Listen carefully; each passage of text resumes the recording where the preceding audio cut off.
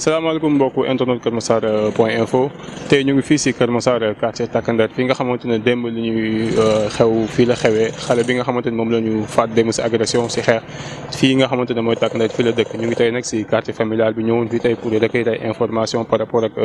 li xew fii démb fii ñu nekk nag ba ñu xeex bi amee ba pare fii la tëdd si tey fii la ko brigade sapeur pompier ak gendarmerie fii lañ ko jëlee corps bi démb pour yóbbu ko au niveau de l'hôpital dafa autopsie yooyu noonu te nag ñu ñëwoon fii pour jëlee information plus de détails recueillir ay témoignages ci famille bi ak entourage pour indi leen ay éclaircissement par rapport ak li fi xew dem. waaw man la Medoune Dia délégué de quartier Tukulër Kër Massar village fii laa juddoo quartier bi tamit bi ma yore nii c'est le premier quartier du village de Kër Massar waaw. ñu nemmee ko fi dem benn incident. benn nit koo xam ne dañ ko fi agressé mu nekk bokk si njabootu quartier bi te mu mujjee ñàkk bakkanam mun nga ñu wax yow yan information nga ñu si mën a jox. waaw ki ñu fi agressé doom la ci man ndax maag papam ñoo bokk bàyyi mu nekk koo xamee ne ni ma mën a wax mooy biñ koy agressé fiñ ko agressé du fii mais fii la daanoo waaw. du mag nag ndax su ma bañee juum daal mu ngi nekk ci tranche d'âge yu 14 ba 17 ans tranche d'âge yu 14 ba 17 ans si la nekk ñi ko jam nag ñi mu àndaloon ne nañu identifier nañ ko groupe la nag contre groupe moo ko rafetalee dama naan groupe contre groupe la. ci liñ ñu jot comme renseignement parce que nag renseignement rek la ñuy wan a wax ak information mooy xeex bi commencé wul tey benn bi ci des aussi du si journée bi tey rek benn round boobu rek la ñu am déedéet ay round la loolu jot nañ ci am information yi. ni muy demee nag très souvent xale yi xamante nañu ndax waa Kër Massar village yi dañu am ay lien ak waa unité yëpp nag la ñu amal lien groupe boo gis fii rek am na lien ak unité benn ñooñu nag ñoo histoire seen biir mobile bi xamaguñ ko mais ñoom ñoo histoire ci seen biir ñu jam ko loolu daal laa cee xam ci kii bi biñ ko jamee aussi fañ ko jamee du ci biir koñ bi xam naa nag warul sori ndax daw na pour ñëw xam naa ut wallu ci mbokkam ndax am na situation boo xam ne boo gisee da ngay ñëw wàññeeku say mbokk pour ñu sauver la bi mu ñëwee ba ci place publique bi ñuy wax guy gi fi la perdre sang bu bari daanu bi mu daanoo ndeke avant nit ñi di ko porter secours sax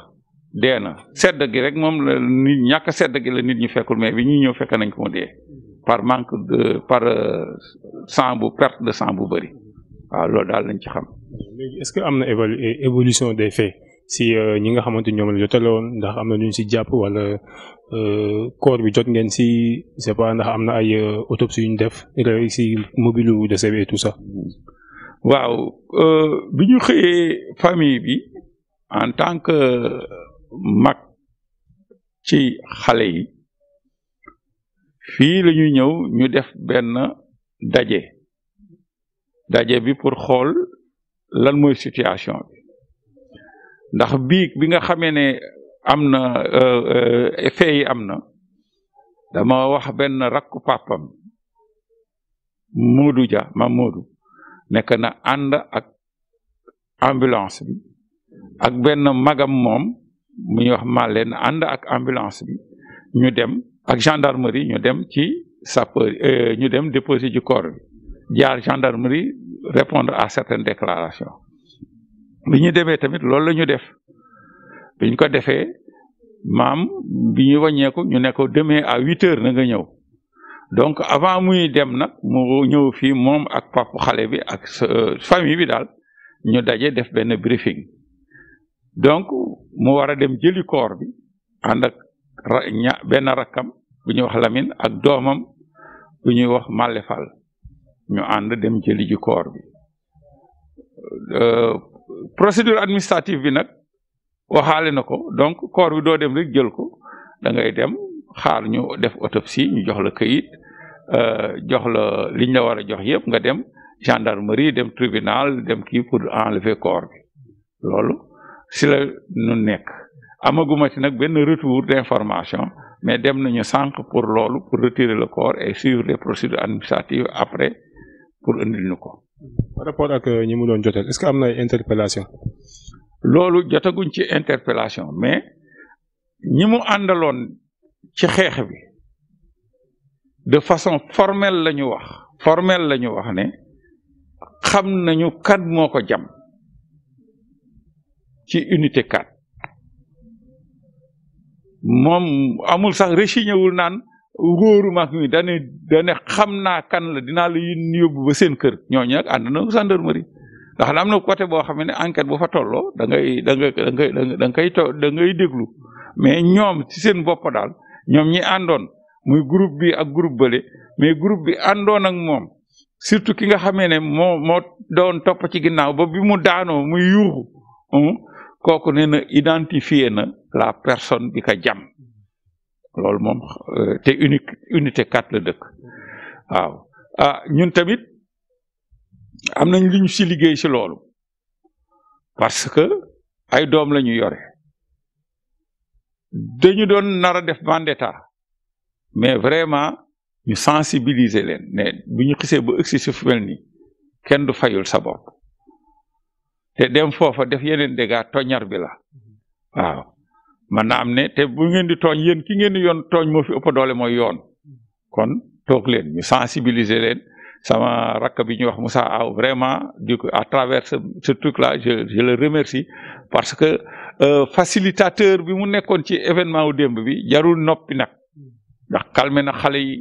wax ak ñoom mu jaral ko lu ne ba xale yi toog ndax sax am nañu jotoon rëcc daw ba fa la leen fekk indiwaat leen waaw loolu tamit def nañ ko démb. ñu demeeku si at yi passé wala si at bii passé que fii nii que quartier bii nii Kër Massar village en général bëri na ay yu mel nii yi fi xew mën nga ñu ñëwaatal tuuti si situation sécuritaire quartier bi fii. waaw Kër Massar village que dafa am benn modus operandi bu fiy def buñ fi nekk moo indi que insécurité bi bëri fi suñuy propre doom lañu ñooy ay bandi ak ay agresseur comme li ma leen waxe woon ne ñoom ñooñu mënuñ leen dénoncer ndax ko kii sa jarbaat la kii sa doom la kii sa rakk la li nga man rek mooy dem ba ci baayam ne que diw mii de jubul wax ka li tax jubul ndax nit ki tamit booy dem di ko wax si doomam lenn da ngay indi ay firnde ba baayam am firnde yi léegi nag bu fa yemee ñu xam ne fa la yem waaye yow mënatoo ndax mbokk gi dafa jigéen nee naa leen ñun ñëpp bokk benn maam waxuma ñaari maam waxuma ñetti maam mais benn maam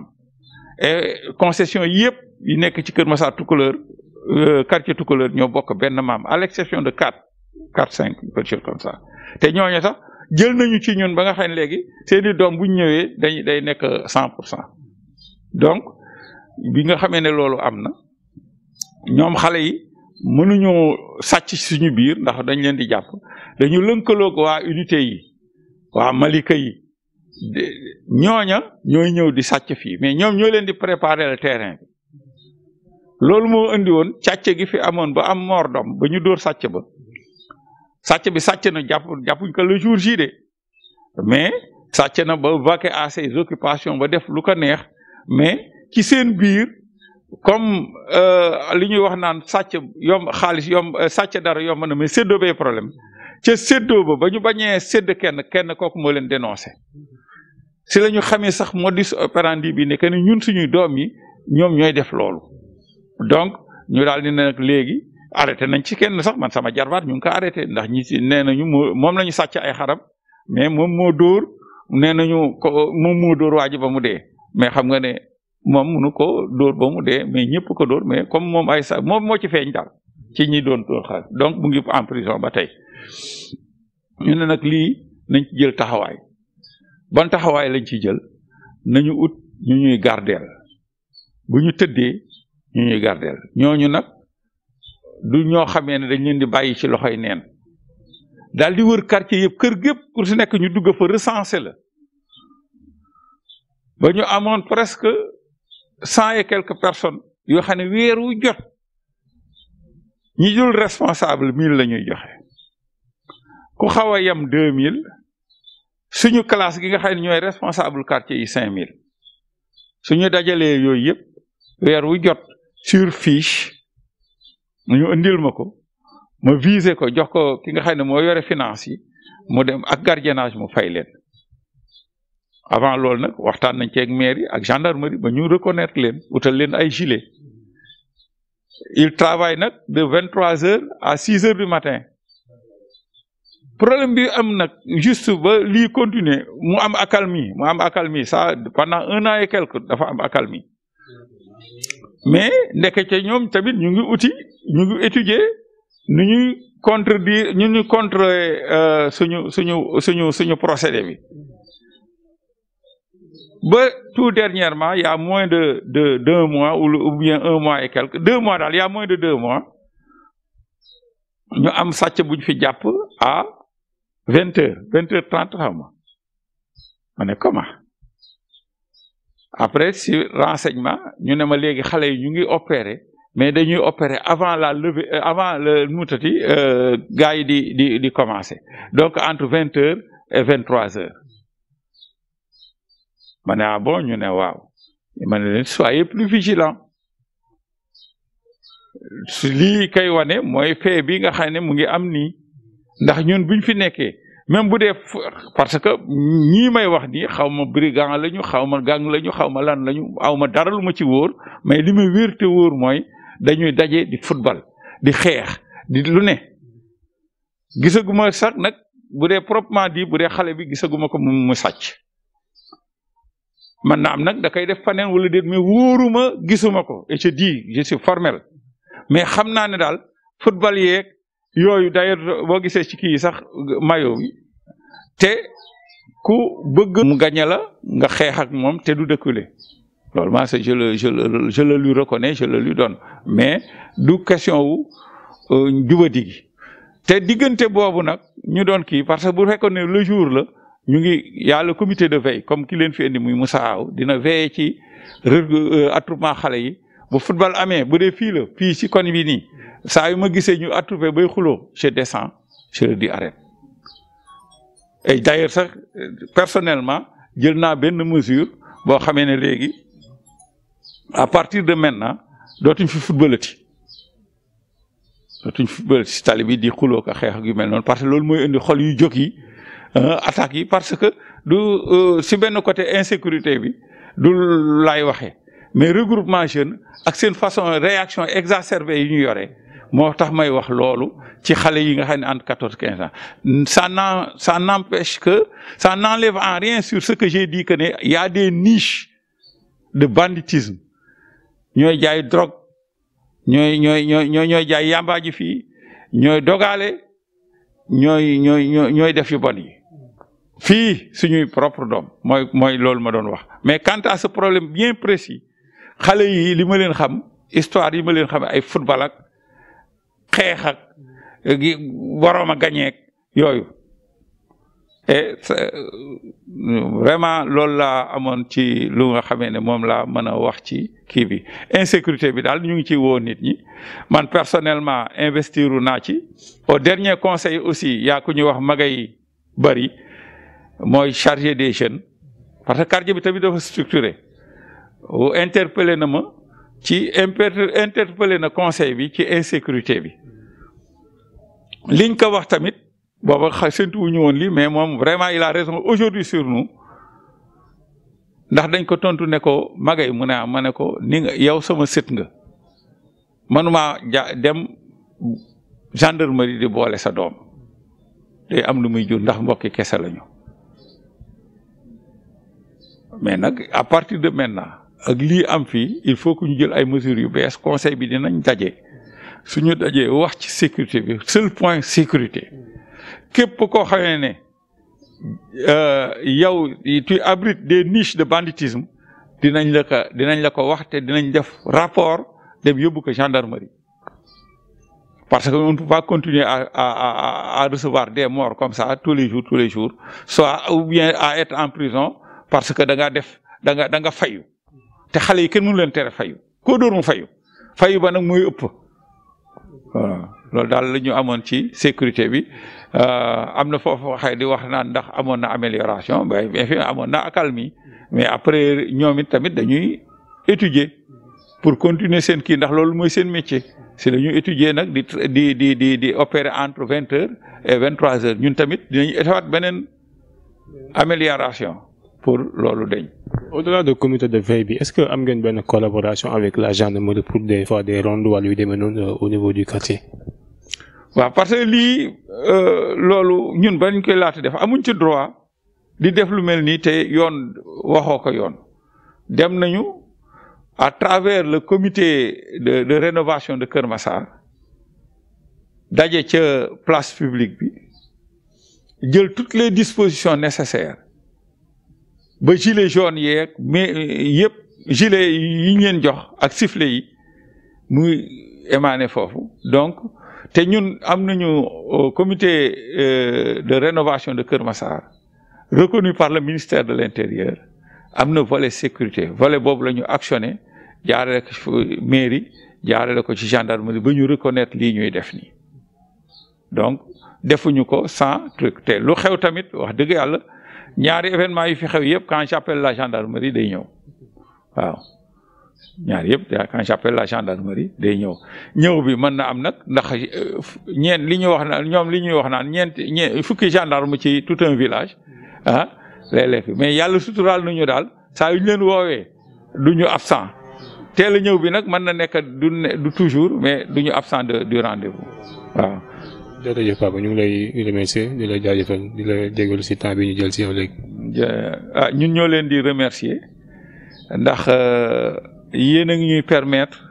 suñu métit ñu wax ko ba askan wi dégg ko ñuy di ko tëjee ci lenn rek suñu sañoon gendarmerie gën fi bari ay tànk suñu sañoon gendarmerie jël nit ñi dans l'anonymat ndax lu ne spécificité bu nekk da nga koy adapté na mu demee ñun ay mbokk lañu mënoo di dénoncer kenn mais ku ñëw ci anonymat am na ñoo xam ne boo leen gisee dinañ la wax li fi xew suñ la waxee li fi xew nag c'est à eux, chargé à eux de continuer de faire leur mission parce que la mission de police est une mission régalienne mu tati bu gendarmerie moom ak police ñun moomuñu ko dañ leen ci jàppale rek am na ñuy limite moo tax ñu leen di inviter à ce que vraiment ñu gën a yokkaat fii ndax secteur yëpp bari na mais temps yi fii moo jël waaw loolu daal la ñu amoon lu ñu wax di remercier nag samay collaborateurs yi waa koñ bi gis nga loo man rek sa waa koñ moo la ko jàppale waaw te ñoom tamit ñu ngi ciy jàpp bu baax ndax démb affaire bi mënoon naa am débordement ndax benn nit rek mënu ko moo tax may à travers ça ma leen remercier di leen remercier yéen tamit waa Kër Massar Info maa ngi leen di remercier ndax nit mënul déplacer yow fekkuma leen fa yéen a ma fekk si te nit ki nag ku ko fekk si mu war ko gërëm di ñaan nag dinaa bëgg a am tenir benn waxtaan boo xam ne conseil de quartier bi ñoo koy def ci sécurité bi ma bëgg buñ koy def ñu woo leen ngeen toog ñu waxtaane ci ngeen déglu ku nekk la muy wax na muy defee jërëjëf loolu rek lañ ñu amoon merci